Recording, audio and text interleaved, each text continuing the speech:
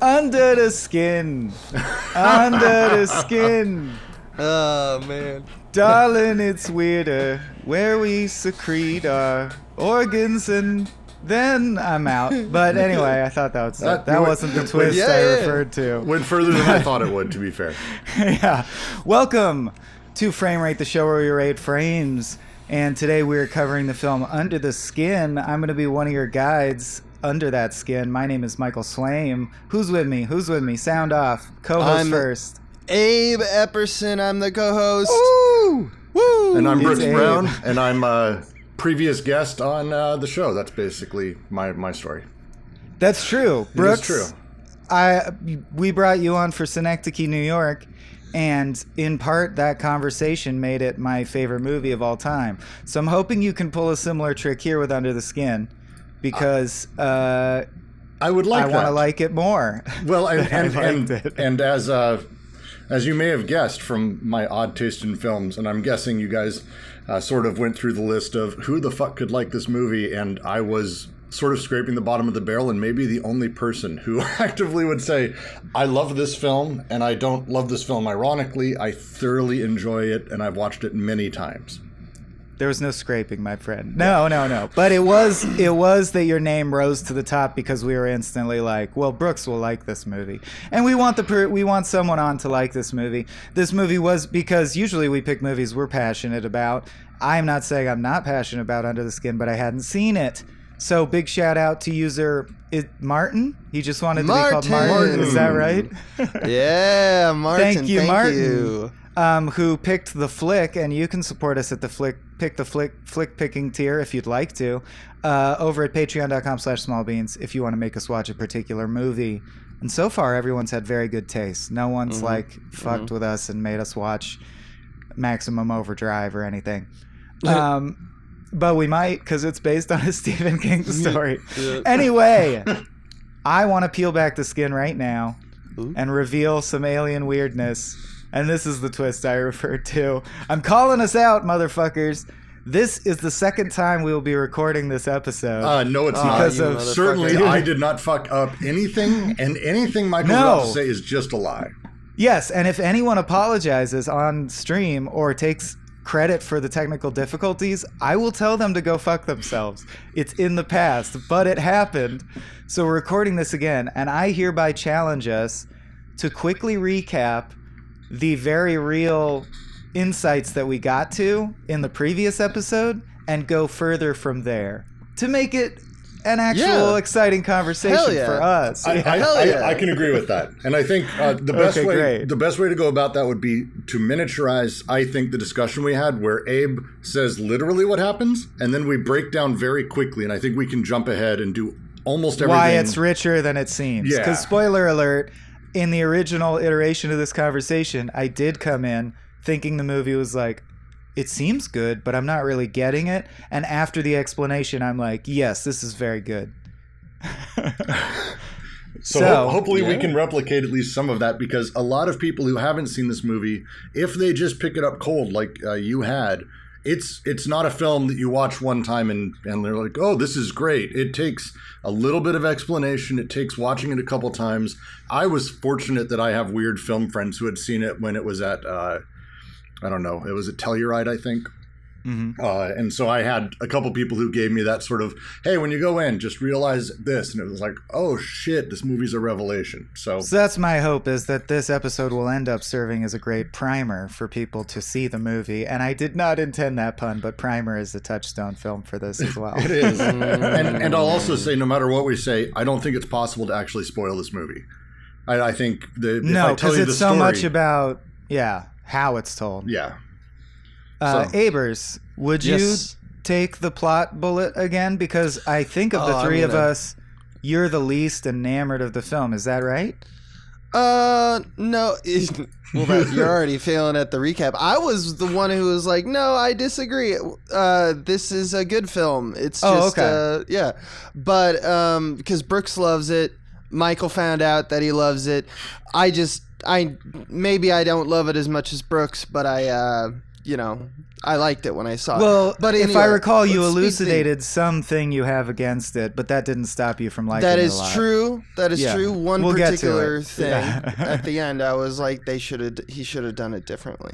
All right, let's jump into. I'm gonna try to speed us through in the I think you have good lofty aspirations, Swam, but I think we can do it. Okay. I'm going to break this into very quickly log line of facts of what we see very quickly, and then try to be even quicker what I think it's all about, and that will jump us off into the conversation. Excellent. Yeah. Okay, so under the skin, like as a log line, it's Scarjo alien in Scotland seduces some men before she to bring them to a place that is either hypothetical, abstract, or very real, like a black void, where they're devoured everything except the skin by falling into a black ooze. But ultimately, in Act 2, she becomes curious about, I guess, the human condition and what it's all about and what she's all about. And as an expression of that, runs away from her job, only in the end to be pretty viciously attempted rape. And then she literally loses her skin as she's burned to death. Now, what the movie's really about that we talked about yesterday is we think it's basically an inspection of consent, celebrity, and the male gaze. How'd I do? I think that sums up a lot very nicely.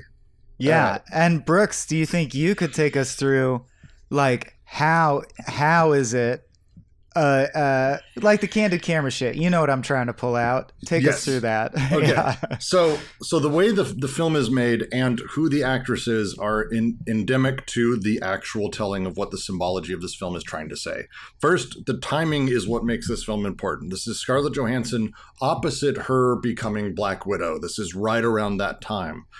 We're not talking about before that when she was just an actress who'd been in a few films. She now was literally a character that was sexualized on every movie poster, just her vinyl ass in front of everyone, instead of, anything that maybe was under the skin. Under the skin. And her working on this film, she spent, I looked it up, she did spend 4 years fighting for this film to get funded. Goddamn.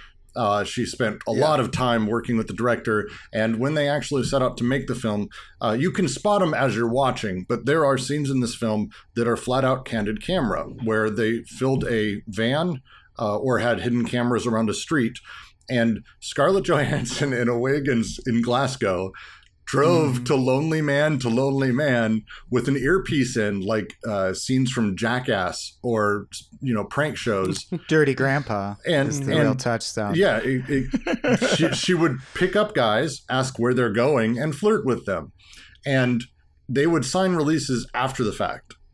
And there's stories of her where she talks about how she had the director saying, "No, pull over to this guy." And she's like, "No, that guy's fucking creepy." And like, I won't go that far.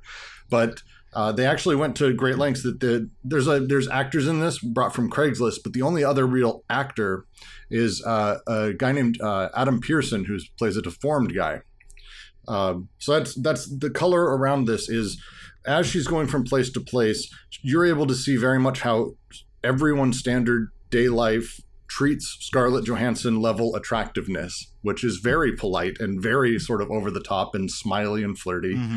And she goes from that to seducing and having men digested inside of a black goo. And over time, as she goes, the first person she runs into that changes that about her is Adam Pearson's character, who's just a deformed man. He's hyper deformed. He's got a severe facial deformity. And he worked with her on her lines behind the scenes about the things that he knows people say. And one of the lines that he said about his mom always used to say he had the most beautiful hands. And so that's the one line she says in there, because it's this moment where she is talking to this disfigured man, and she's finally seeing something slightly under the skin. And that continuous theme goes until the male gaze changes her, as suddenly he's seeing her not as the skin surface, but instead as someone who actually cares for him. And that switch changed how she reacts to him. And as she has him digested, she actually releases him in a pretty amazing moment. She frees him, yeah. Although we don't, as far as I could tell, we don't see a scene of her physically like open the gates or like smuggling him out. We just come to understand that she must have been instrumental in him getting out because he appears in a field near his house. Well, and that's part of your commentary on whether or not the place that digests her really digest them, it really exists, or is it just an allegory itself? Which you were abducted by aliens and they did shit to you. You know what I mean? It could be a mental thing, but we're trying to keep our discussion away from, or at least at first we tried to keep our discussion away from new thoughts, the particulars of like what the aliens are doing and what the facts or like life cycles of the aliens are. That's not the important part of this particular science fiction No, the film. important part is how the heck these Craigslist actors stayed that rigidly erect as they slowly walked into goo. It's pretty impressive. Were those porn actors, you think, or was it prosthetics? I wonder. I do wonder. But to be fair, also Adam Pearson, they're like throbbingly hard as they walk into the goo. The deformed guy too. Like it's and I'm sure I can't imagine he didn't have some level of stage fright. You're getting naked in front of Scarlett Johansson. It's for a film, right? Super strange. How did these guys keep it so? I mean, hat tip. But anyway, let's go on. So as she then realizes that she has that humans are more than just sort of the organs inside of their skin, which is what is being sort of destroyed and taken out of them when they're digested.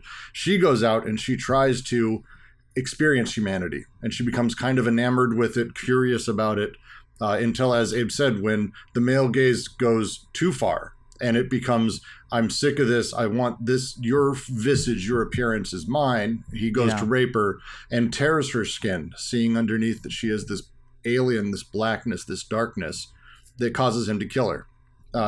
That switch and that move is very much done from the perspective of the entire film of the people who are staring and how they stare at this woman and how she sees everyone else and herself with mirrors. And I love mirrors are a huge part of it. How she sees, insects and humanity is a huge part of it. It's an incredible little set That's of right. moments. She looks at an ant at the beginning indifferently, but then later on she looks at herself in the same kind of indifference, and then even later on so she's like considering the human visage as something as just like, oh, it's like food, it's like whatever.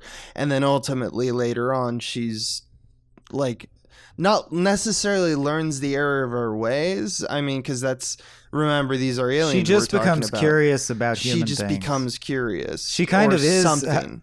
I didn't mean this by the under the sea thing, but she kind of has an Ariel the Little Mermaid in her. She also has some Pinocchio in her. Definitely. But I think the Ariel thing is there too, of like in that act 3, she just wants to know about our world, but she becomes genuinely curious. And we get the impression that is what impurifies these bait girls and ruins them, because the motorcycle men have this cycle of, oh, this one's becoming too human, shut it down, send out a new one that's fully alien. Yeah. And the cycle perpetuates. I just love that all the things in Act 3 that she tries to experience are such a well-chosen Rolodex of what is uniquely soulful about humans. Like very subtly, because they bundle some of them. Like she goes on a date with a dude to try and experience actual sex, which she's never had because she always just submerges you in black goo. But she tries to actually have sex, and incidentally on the date they watch a comedy show. So the film is just well orchestrated in a way where she tries music, comedy, food, and lovemaking, and you're like, yeah, those are the big 4. Those are really good human things. It's putting in the work. Yeah. It's very well measured, the things she tries. Oh, and then she partakes of nature as like another one. Yeah, I want to talk about the one of the first things that I noticed, and this is an old thing, but then I'll mention a new thing. Which is that at the beginning of the film, we see a kind of abstraction of her voiceover as she is clearly learning speech. And the sequence as a whole visually is representative of her being constructed. Like we see parts moving applied into parts that eventually become an eye. And the eye is in particular because of many, which I'm sure we'll talk about later, not only in, it's like the main instrument of gaze, but also when we construct her eye. She also is told that she has beautiful eyes. She looks into her eyes. The motorcycle men look into her eyes as like a check to see like, are you fucking with us kind of thing? But she says, literally when there is a phallic like cylinder, like going into a hole. Because it's building her pupil or because whatever. It's building, and it eventually becomes her eye. Literally the line is, no. So I think, and that's at the top of the film. It's implying that this is going to be about consent and it's going to be about consent. Yeah. And if people missed it, I just want to recap. I know most people have gotten this, but my job on this journey is to highlight and break things down simply, I think. So basically what he's doing is creating a film about male gaze and consent that involves at every level an actual social experiment in consent, because some of the things have to decide after the fact. Yes, what I just did is appropriate to appear in a film. I'll consent for my image being used flirting with this woman. That's fine. I don't find that behavior weird. And at the same time, he's asking Scarlett Johansson, a sex symbol, to consent for the purposes of his film to potentially endanger herself by flirting with random men. There's like NDA is a crystallization of consent in a physical piece of paper. He's playing with consent on every level in a way that is reminiscent of like shit that Hitchcock and Kubrick did, but I would argue a little more benign, a little less invasive and less upsetting. He's pushing it right up to that line without going over. I do believe he got everyone's consent, and I like the experiment. It's really cool. The meta narrative of the film is also about consent at every juncture. And for me, one of the big ones, and I just kind of got a kick out of it at the time of this being out at the same time as Avengers, where she's Black Widow, and how many people Googled, like how many horny 19-year-olds Googled naked Scarlett Johansson. Because they heard she does full frontal in this, yeah. And that process had, one, they didn't go see the movie. The movie was a critical flop. And when I mentioned to people, like, they're like, I haven't heard of it. I'm like, yeah, it's a really strange movie. It's strange enough that Scarlett Johansson is full nudity in every single way in this film. In every scene, almost. Yeah, and no one's heard of it. That's how small of a film this is, and that even adds another layer of because I think.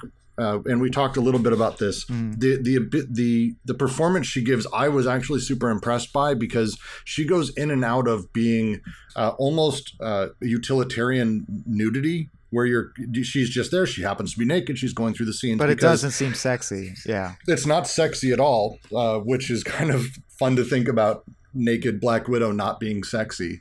But then conversely, later in the film, after she's started to explore and experiment and sees the act of sex not as rape, but as something that is possible, she actually has a few moments in front of a mirror where she is stunningly sexually beautiful. And it's a matter of lighting and how she moves and how she handles. And that transition and subtlety, I was just really amazed by in her performance. Well, and she experiences, sorry, I'll give the mic right back. I just wanted to say, it just occurs to me, she experiences, well, of course, because it's unclear whether she consented to be born or do this mission or come into existence. Her handlers seem very aggressive as well.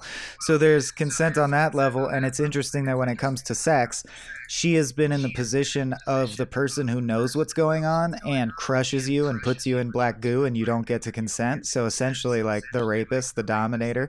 She's been in the position of trying to have consensual sex and failing because she doesn't have genitals, it turns out. And then she's in the position of meeting someone who doesn't want consent or who will bulldoze through your consent, and she still doesn't have genitals. It's like it's almost like he allowed for a double-blind study of what this organism would do in each possible scenario, which is interesting. Abe, you were saying. Yeah, I think you're absolutely right, Mike. And I think Brooks is right, but I think your words aren't saying exactly. Maybe I'm wrong here, but I just want to jump in and because like I think the evaluation of sexiness is exactly what this film is trying to counteract. It's not about that she looks sexy or that like the lighting is different.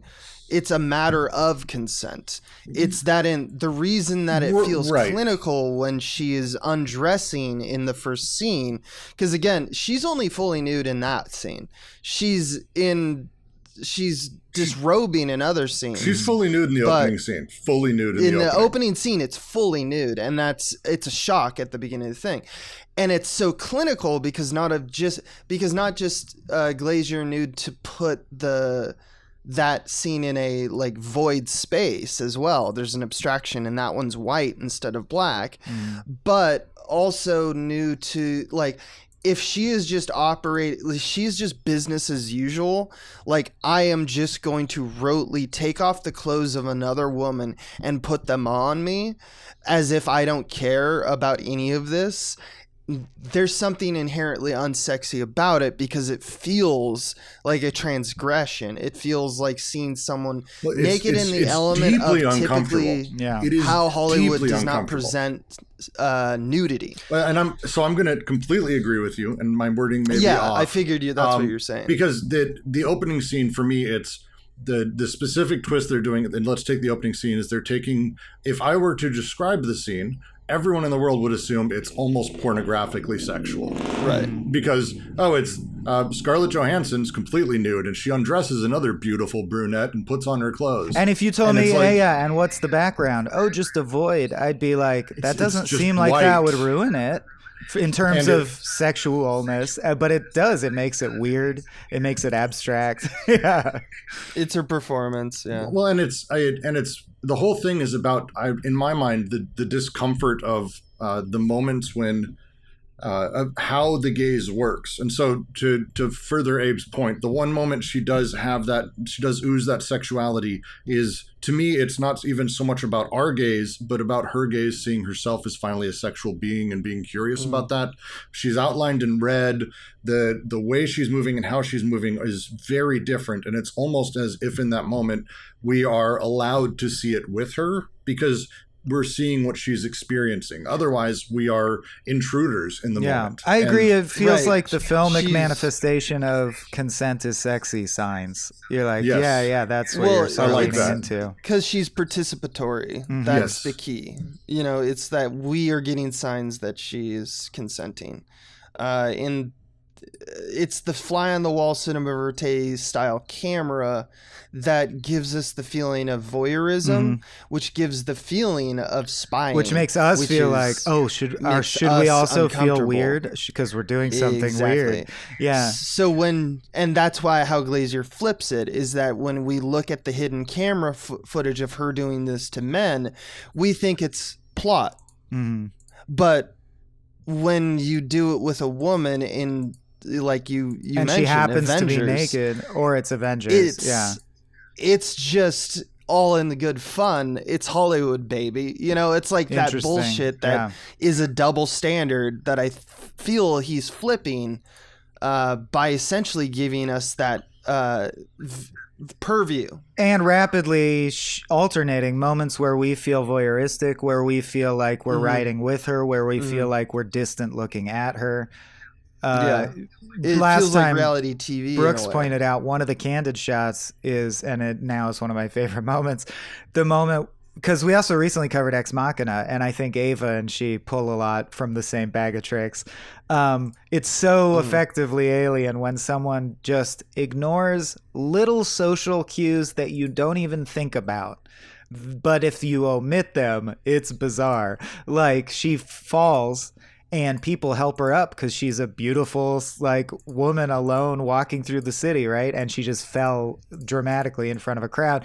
People help her up, and she just silently gets up and walks away. And it turned out that's one of the candid shots. So the looks of people staring after her like, what the fuck, are all completely genuine. And it's amazing how disturbing something like that can be when you're looking at like, when you're an aspiring filmmaker and you think, how could we disturb someone? And you're like, okay, we'll need a big effects budget because I'm imagining like a goat-headed man, but his organs are on the outside. And it's like, what about a lady fell over and when they help her up, she doesn't thank them. She just walks away. So, you're like, that's just as creepy. To continue, because now I want to start moving into conversations I've had in my brain since this last...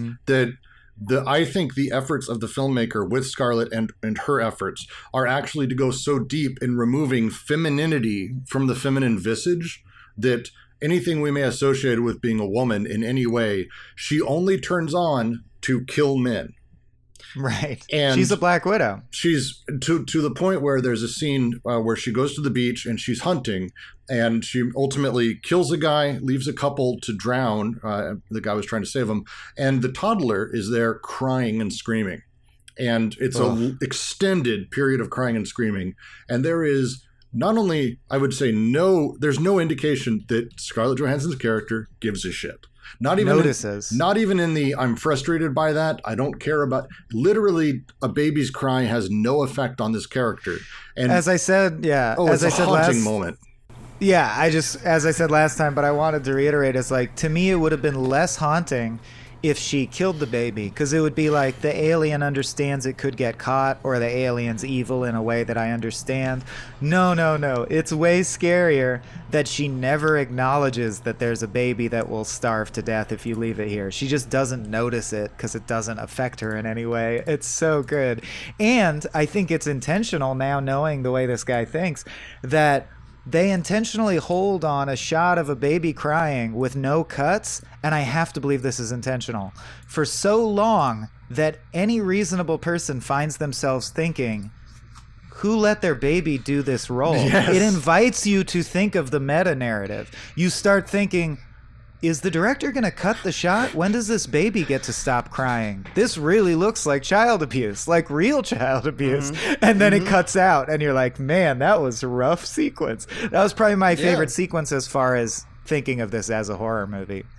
Yeah, it was pretty haunting. Do you guys think that there's some symbolism involved in it's just the things that are in play. They are like the nuclear family being drifted away off of land because they're trying to save their child. dog. Yeah, as there is such a loaded image, like shit. So the story. So as it goes, the whole symbol is she tries to figure out, because she has a few rules which seem to be set up by handlers, I guess, or whatever. just her handlers determining that, like, we only go for people who are alone and local and no one cares about. So she's investigating this guy from Czechoslovakia who's just swimming in the ocean. And as soon as he sees that there's a dog that drifted too far into I don't actually know, like the wake, I guess. So like it's some pretty rough breakers. It looks like a riptide. The breakers. Swims too far out.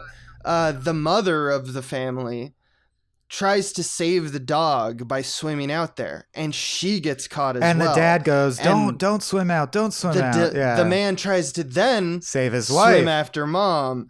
And at that point, the swimmer, who is like immediately, I feel like a signal to her that this is what humans do, is that even if they're self-destructive, they just need to help. Yeah. He goes out and tries to help the man, but the man doesn't give a fuck. He gets back up and swims out because that's his wife.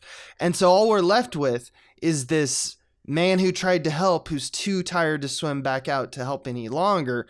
She walks up, beats him over the head, and a baby, and beats him over the head with a rock. And she takes him and she leaves the baby. And yeah, exactly. And I feel like there's there's so much to unpack about, like, I don't know if, like, is the sea like time drifting us away from each other? Is Glazer trying to like present in front of us what he thinks an alien sees of humanity? Like, I don't know what it necessarily means. I would say if there's, I mean, this is just a theory because now we're off the beaten path of what we talked about last time, which I love. We made it, you guys. It only took half an hour. There's later that Rolodex of things that are quintessentially human. Could this have been the family unit? Like that is one thing that's unique about humans as life forms, is that we're loyal to a family unit, and we form family units, and we go through our whole lives thinking it's special that you're my child because we share DNA.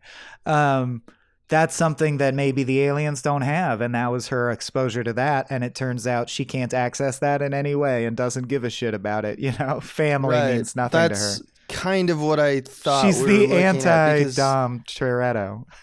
Like, you allow yourselves to be murdered, you know, like, what is that all about? You stay, like, it's like almost like a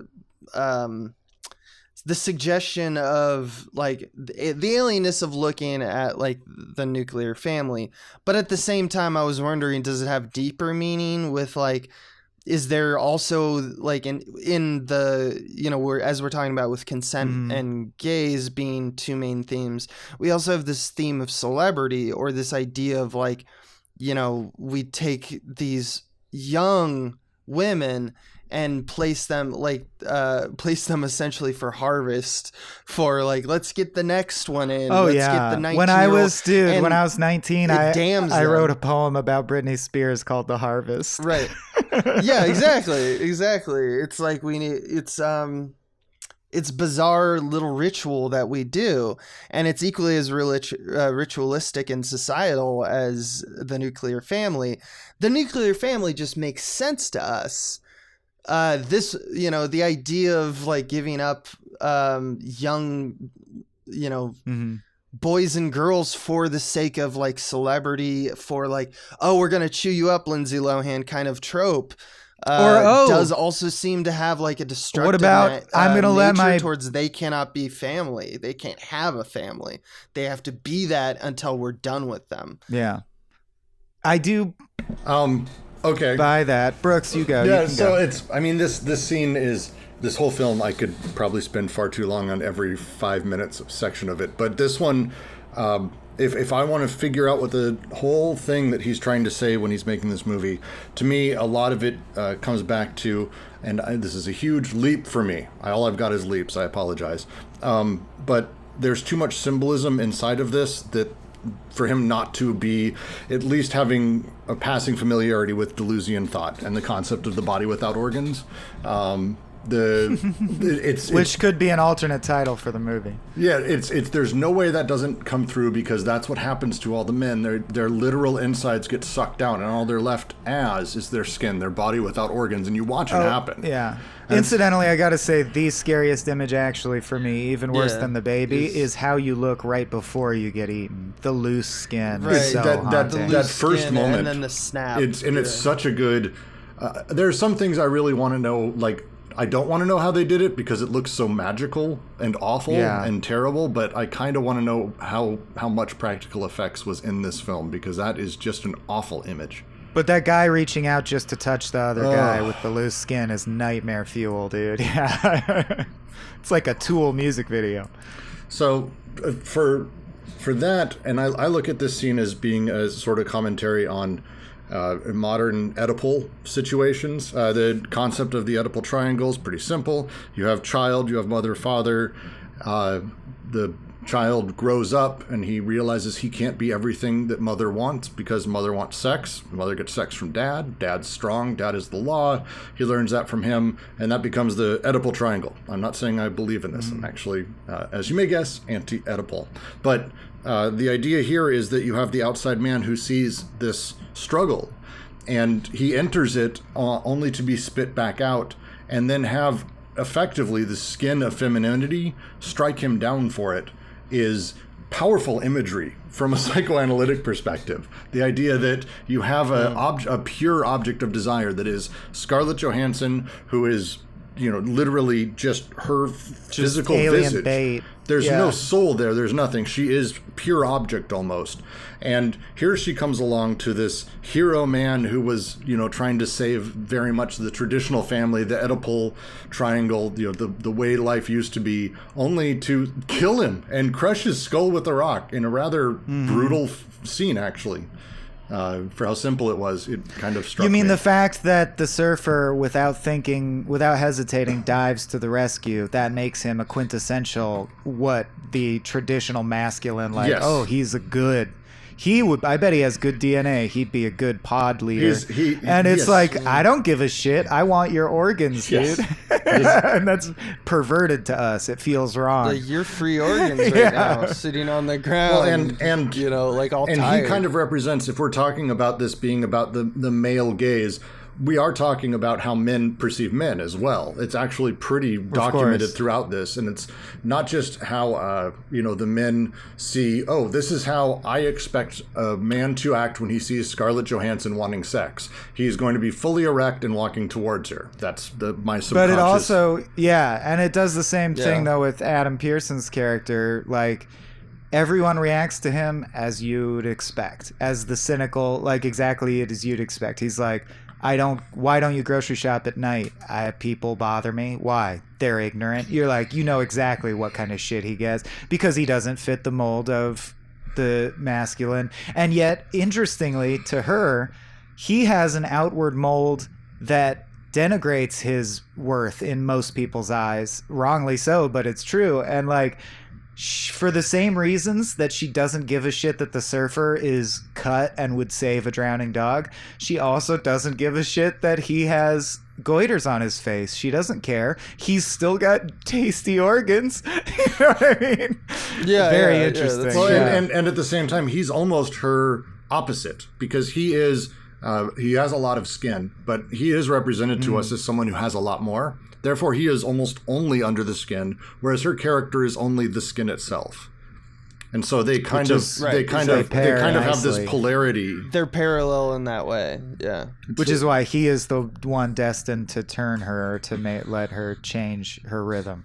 Right. It's what is the most in your, like, quote unquote, from an outside perspective, what looks to be the least human is actually the most human. And that is the key to humanity. Although we have been very pessimistic about humanity in this podcast, and I think the movie is as well, it's her trying to understand, but there is that too, that empathy or that altruism of humanity that I just don't understand why they do it, and that's what makes her. Well, and is that her lack of understanding. Recapping what Brooks said last time, but I think this is the right time to drop this information in, and it's very enriching.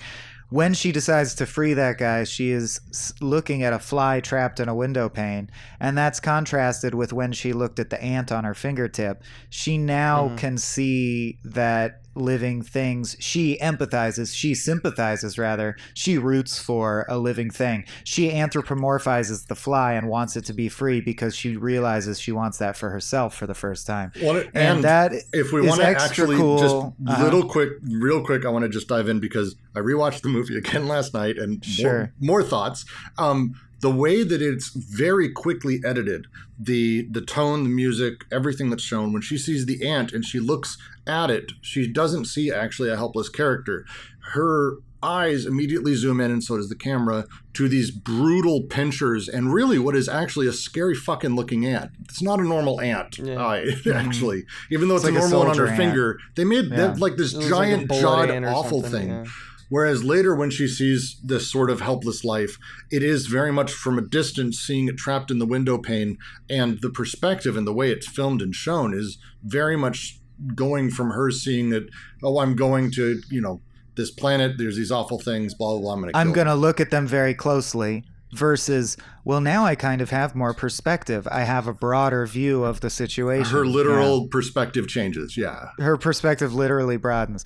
That's so great. And I think a layer that you added for me that is so fun to meditate on because it quickly ties to many things is the original book this is based on meant all these things, but about me eating meat. And Yes. I think if you're like me and you're listening along to this podcast, that's a big bomb drop, because it's like, yeah, apply that to it. It so easily also maps onto looking at a pig and reducing everything that could be special about it as an organism that took millions of years to evolve down to, well, its organs are delicious to me. Well, and it's not a far cry. I mean, Yeah. you used to go meet women at the meat markets. This is what they call dating Right. bars. Like, this is not, it's not a crazy switch, but I actually, because I had read the original book after the film, I actually really do enjoy the film's take, because it's a lot. We one of the things we discussed, and we've discussed, I think, actually on both Ichi the Killer when we did that one and Schenectady, and I think you guys have talked about, is the lack of. You're so typecast on our network. Sorry. You're very typecast on the Small Beans Network. That's fine. I'll take the weird. It's where I go. But the thing we talked about is the lack of need for explanation of things. I think in the past I've talked about I don't need to know about midichlorians. The Force is good enough. Thank you. Stop. Mm-hmm. And the book does a lot of very detailed explanation of how different things work in this world. And I don't like it. It kind of ruins it. There's an odd magic to this film, the way that it's done, and the lack of explanation almost entirely across the board, that forces you, when you watch it, to actually think about what you're seeing versus simply enjoying the movie as a pure story moment. And I think it's an important point to differentiate this from the mystery box. They can feel very similar. Yes. The key thing that makes something a mystery box is that mystery is the only attribute. There's no truth inside. This is actually mysterious. And things that have mystery about them are enchanting and magical. But a J.J. Abrams mystery box is when you pretend to do that and you cannot back it up. This is not that. This backs it up and gets you to very thoughtful places. I just always want to differentiate those, because I love mystery, but I hate mystery boxes. Yeah. The puzzle logic thinking and we talked about this last time. The puzzle logic thinking of usually our approach, and Michael and I both love a good puzzle, so we love stuff like Alex Garland, we love looking at things as like, oh, it unravels. There's like a million little clues. Unravels. Yeah. Once you get the little key code, it unlocks. And that's fun and all. This is it's usually because there's a very specific argument that the film is making, and it's one of the purposes of dramatic storytelling, but it isn't all of it. Obviously, there are many different reasons, as you brought up last time. Forrest Gump exists, but I think with this movie, there's something about we all call this a meditative film, but there's not a lot of story there. It's very simple. There's only 4 beats or so of the story, I think, but there is just a sitting in it that allows us to take character and just the drama of what, like the cathartic moments or the meaningful or the moving moments. And then that allows you to dispel that need for puzzle logic, because you can watch this. And I saw a lot of people go like online asking, what happened at the end? So was she this? Was she that? Which is all fine questions, but it's just like, that's not really what the film's about, though. And it was clear enough. Want you to care about that. It's not that you're bad for thinking about it. It's just that it's like, if you go there's not really going to be much like enjoyment of the film. You have to dig really into what are the context clues of what this means, and how does it make you feel when you're watching it. That's really what I think he's doing. What it's about. This. In other words, you have to go under the skin. You literally, the skin is the plot, and the movie's inviting you deeper. I just want to say, real quick, Annihilation's exactly like that. The movie is mystery incarnate, and yet not a mystery box. It provides very rich loops that close and information that comes out the more you meditate on it. The book is way too it explains exactly what's going on in a way that is like almost Lovecraftian, but in a bad way. Just like too much detail. Like, here's the pantheon of annihilation gods, and they work like this. I like the movie version in both cases. Brooks, you had something new. Yeah, the first time I saw this film, I actually thought it was an allegory for. Okay, I'm gonna have to get through this point before maybe it makes sense. But it was an allegory for actually Megan Fox and the way that we treat female actresses, because it opens almost with this moment of this gorgeous brunette who's crying as she dies, with Scarlett Johansson, who had just been assigned to the big new, incel male giant film franchise, The Avengers, as the new sex character, right as Megan Fox's career was disappearing. And wow. I always thought the timing on that just felt specific to me, and that the movie is kind of Scarlett Johansson almost predicting that here's how this is going to go, and then at the very end of it, after I've had my sexuality used up and I've had all this happen, and I'm fully used, and I actually now no longer am the pure sexual object. I'm going to be destroyed, and that kind of reality of how female career exists just felt like an allegory the first time I saw it, and every time since. I think it is that. It's very interesting that would be her understanding, and yet she doesn't realize she could quit. You don't have to go through with it. That's the thing about me and about American cult of celebrity. It seems like there are many celebrities who make art about how they're fully aware that celebrity is going to eat them up and destroy them, and yet they can't just not do it. You don't have to do it. It seems like if we make you famous in America, people feel a social obligation to be like, I guess I'm famous now, I better capitalize on this. You could just not. You don't have to do it. Megan Fox, call me. We'll save you. The potentialities of the thing are just too alluring. It's very difficult when you're in a position and you're someone who the world cares about, even if it's for a very short amount of time. The potential of what you could do with that is very difficult to ignore. Validation and comfort, even if it's not money. Even if it's not any of those things. Literally, how could your life go for 10, 20, 30 years if you just keep trying? You could end up in a place where you're like, all-time great actresses and actors and famous people who are billionaires who are doing, great things for the world. But that's what's funny is the underlying subtext is always, and they must be so happy. And I'm like, no, not necessarily. They're probably, some are happier than you, some are less happy than you. It doesn't really affect that. I don't know. You only get to live your one life. You're only ever going to perceive whatever's around you. Who gives a shit? So then I want to ask the question, because we touched on it a little bit, but I think it's worth getting into if we have any new thoughts. Who is the motorcycle guy? For those who aren't familiar, there's a character who opens the film. The patriarchy. Maybe. There's a character who opens the film collecting the body of the ex-hunter alien, takes her to where Scarlett Johansson's being built, and where Scarlett Johansson, is undresses her and all that. And then we also see him later on cleaning up messes she's left behind and ultimately trying to find her as he stands in seemingly nearby where her body is being burned as he watches smoke in the distance. And Abe's being a little cheeky about it, but I think he's essentially right. I think he's the executive producer in the boardroom deciding that Britney Spears is the future. Here's your package deal. I mean, I should update my deciding that Lana Del Rey is the future. Here's your package deal. This is the chick we're going to chew up and spit out. He's that. Yeah, and he's checking her throughout the film to see if she's have you grown empathy? Yeah, because then we'll replace you like that, motherfucker. Yeah, exactly. Like, are you too real? Do you have too much dimension to you? Yeah, broken for my purposes, which is eating people. But like that, it goes. It's kind of dual. I think it's a symbol. It's purely that.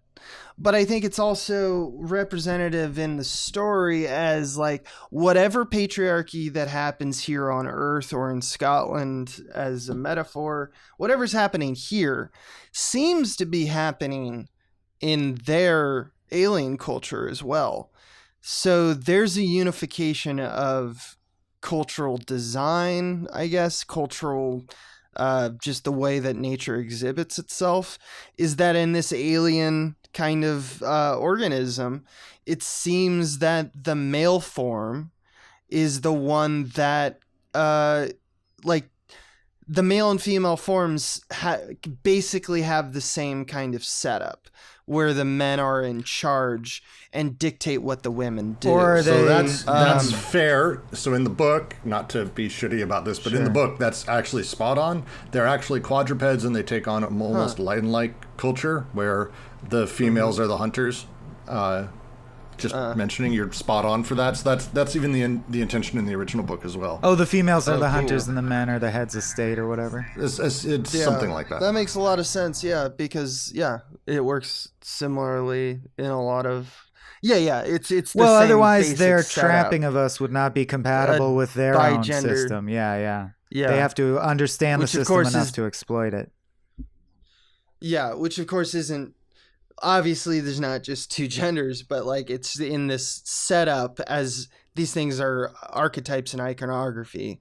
They seem to exhibit the same basic rule set. Yeah. And I think the more interesting thing, though, is that it does symbolize the patriarchy. The idea that these men are riding around in these super cool motorcycles, having their good time.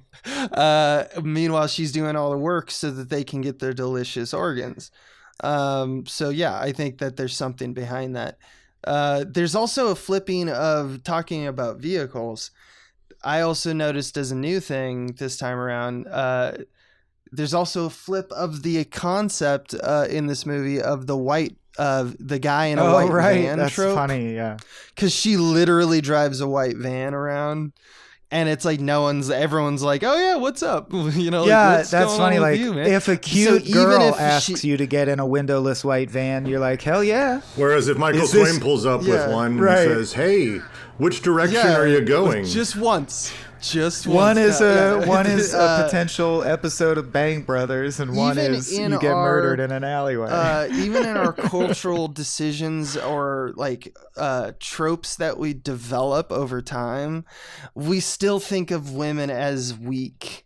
Like, that's ingrained in our culture, because even a white van, the most red flag, hideous, obvious red flag in the entire world for stay away from that shit. She can get away with it because of all these things that we've designed her to be, but also just that we don't care.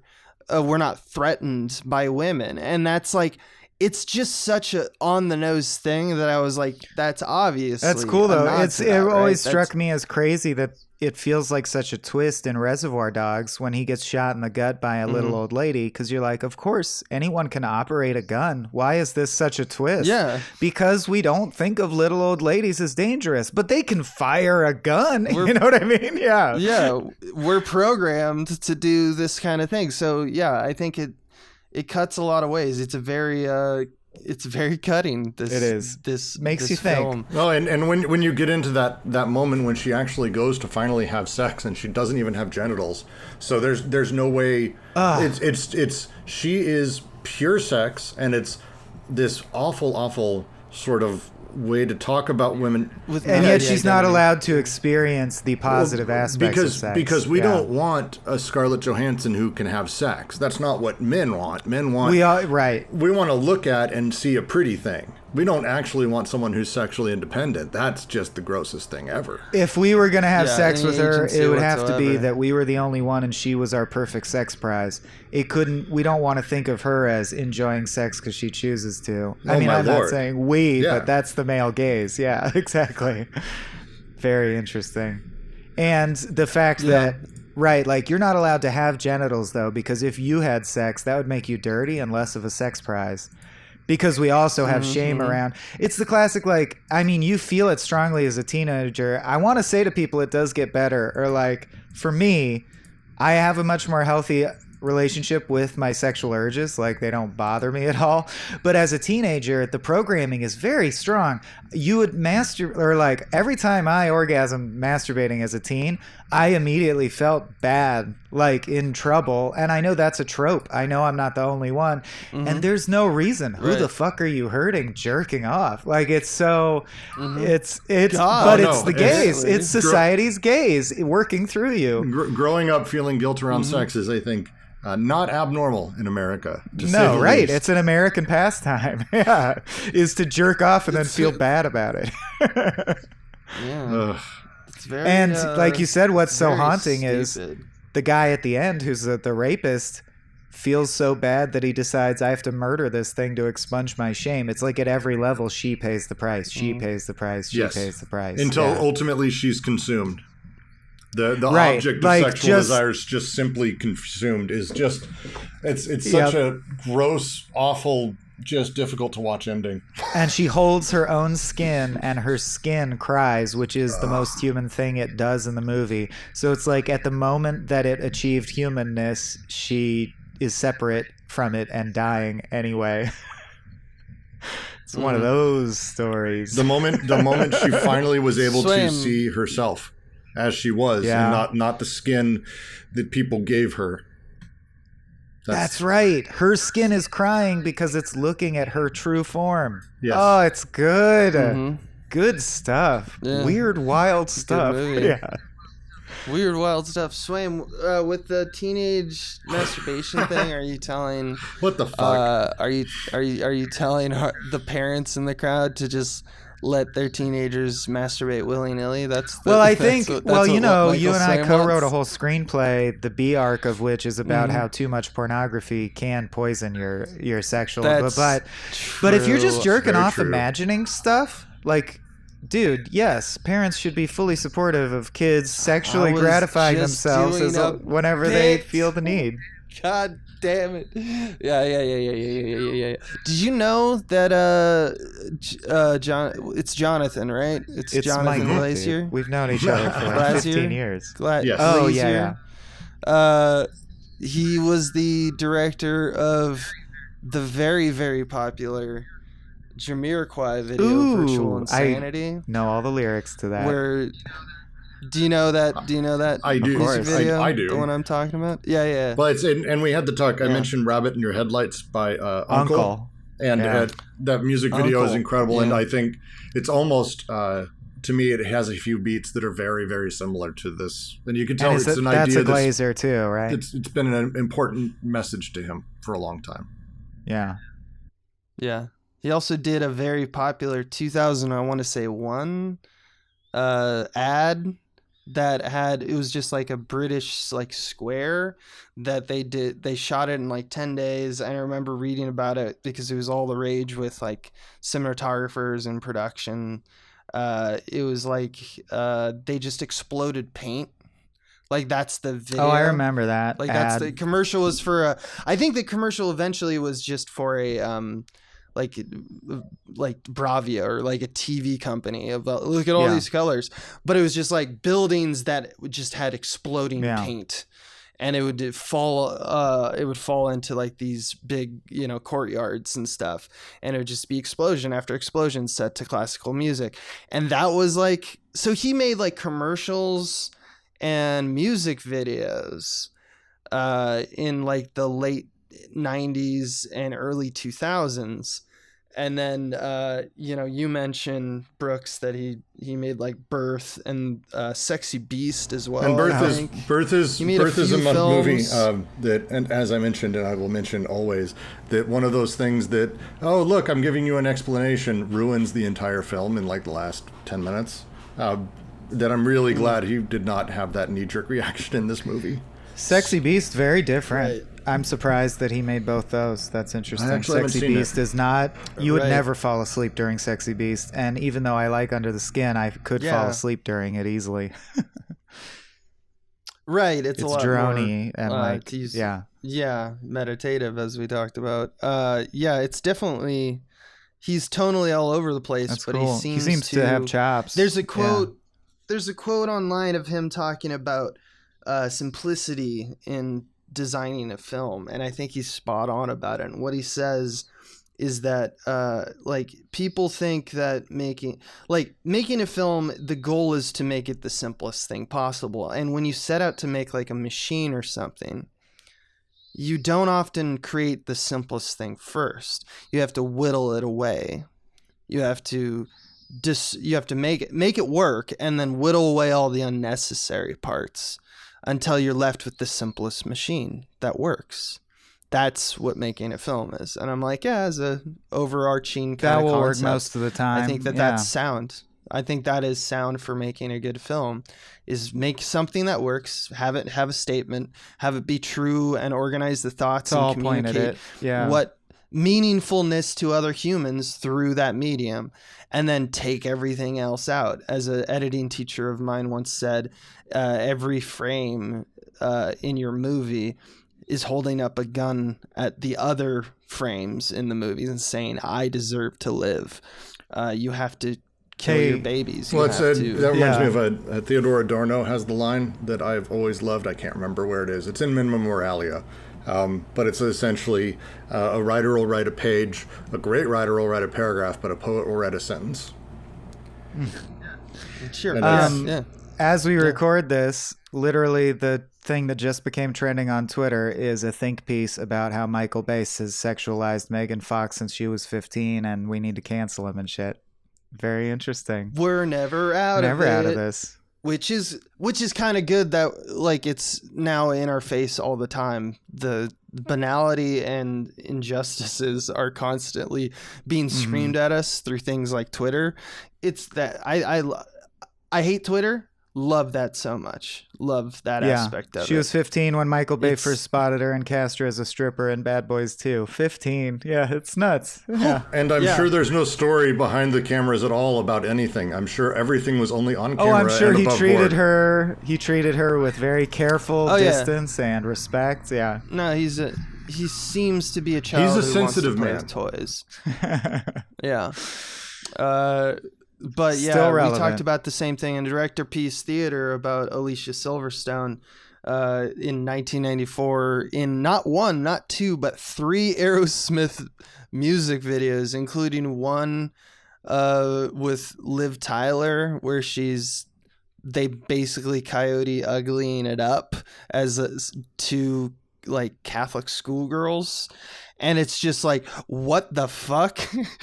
This is society? And it's just Aerosmith like, yeah, baby, crazy. And it's just like, what is going on? And then it's like, oh yeah, no, that scans. It seems so over the head now. But we still do it because you look at fucking Transformers or you look at the new things and it's just like, oh man, we are struggling. We keep doing the same bullshit. What is wrong with us? And then you realize it's mostly people like us. It's our fault. Well, yeah, it's the nature of the way things have always been are difficult to fight against, mentally and spiritually and commercially. It's just very difficult to fight against it. Yeah. And all you can do really is just make sure that what you work on is the best that it can be as you go forward. It's responsible. The messages are responsible. I think that's I think my hat goes off to this guy, to ScarJo as well, even though she herself is a semi-problematic individual. We all have our problems. This film is good. Yep, and hats off to Martin for bringing it to us. Absolutely, Martin. That does wrap Martin. up our conversation because I'm too far from a plug and my computer is at 4%. Excellent. So it's a good time to call it. Where can people find you, Brooks, if they want more of your thoughtscapes? Easiest thing right now is Google Deleuze and Guattari Quarantine Collective. We're on SoundCloud, we're on Spotify, and we're on Discord. If you want to join talking about cinema is actually going to be something we're starting up about. So Deleuzian cinematic theory is going to be really exciting. So please join us. We'll have a link. We'll have a link in the details All are welcome. to this All are welcome. podcast/video. Including those who don't know what Especially Deleuzian those and who have Guattari no idea what I'm means. talking about. If you care about why films affect us the way they do, we want you in the chat. Yeah. Yeah, it's kind of a cool little community setup you guys got going on with Discord. Jesus, you guys, this Twitter thing hitting right now is so interesting. Someone is, I'm just reading through Twitter at the same time, and someone's like, yeah, Megan Fox was a victim, and someone goes, by that logic, Rihanna was a victim, Britney Spears was a victim, Ariana Grande's a victim. By that logic, society victimizes these women. I don't buy it. You're like, you just described the problem. Someone said on Twitter I don't buy earlier it. today, my favorite form of satire that exists is conservatives trying to satirize themselves, but actually just making good points. Literally just saying something where all you have to respond is, points. yeah, that's Yes, accurate. That's true. Yeah. Well, it's a good thing because this drops tomorrow. Or for you listening to this now. Today. Today. It drops now, I guess. An hour ago. You've been That's right. listening All to right. it. All right. All right. Thank you guys That's for all having our me. stuff. Anytime, please. Yeah, Dad. Till Absolutely. next time. Always an engaging Next show. time we'll have Choose you weird here for movies. Choose weird Paddington.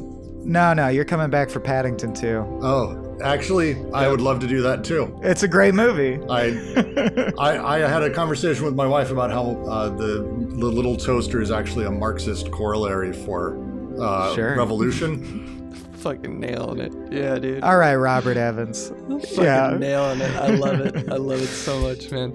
All right, guys. We're You have a out. good one. This has been a Small Beans endeavor. We're a bunch of pals who make podcasts, sketches, music, web series, and movies. The Beans always have new ideas percolating, so make sure to check us out at patreon.com/smallbeans. That's patreon.com/smallbeans, where you can browse all of our current and past content, see what we've got planned in the future, and learn how your support can help the small beans grow into huge, giant monster beans. If you enjoyed this content module, please like, rate, subscribe, or tell a friend about us. We love you.